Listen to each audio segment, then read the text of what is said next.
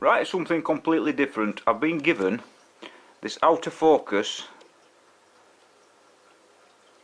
40-inch Samsung TV with a fault. And the fault is it's powering on. This is what he's told me. It's powering on and it's just clicking and clicking and clicking, which usually indicates a couple of capacitors, electrolytic capacitors on the back. However, the guy has already taken the board off and desoldered the capacitors.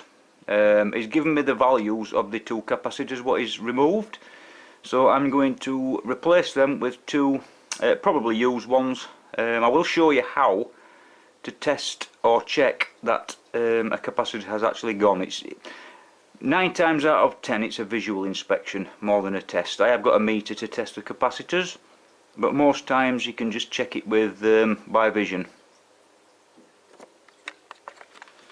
And this is the board what he's given me. He's taken this out of the TV, and the capacitors were there on there, and he's already removed them. So I can't do any testing until I've replaced them two caps. So there's the board, and there's the other board what he's given me with the capacitors on it there, one there and one there, the same values of course.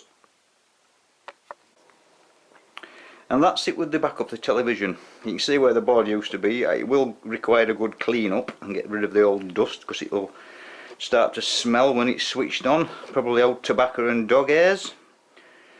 But yeah, what I'm going to do next is I'm going to desolder the two capacitors off the working board and attach them to the board of this one.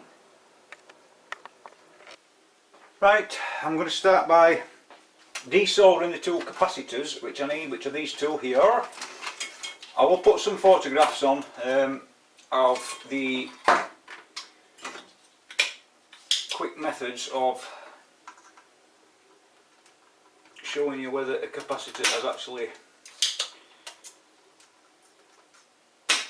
popped.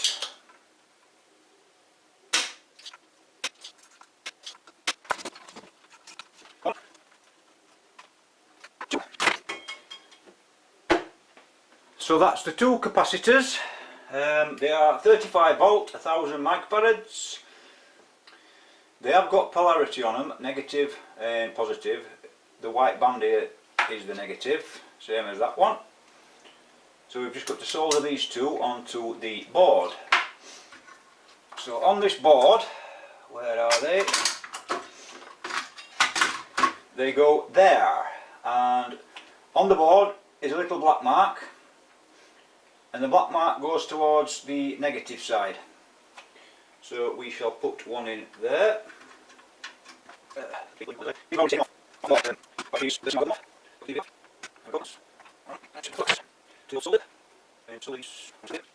One, two, and we should be on. Make sure that it's correctly round. And feel this doesn't it? That's it. There I will be.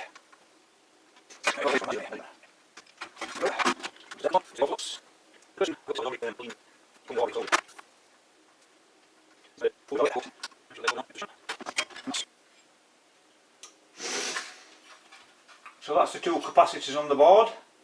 I'm going to give it a quick clean down and then I shall power it up.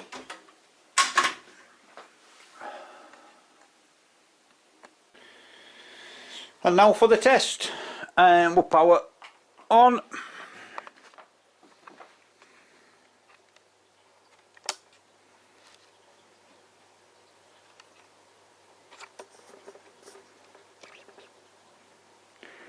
And we are working. It's fixed.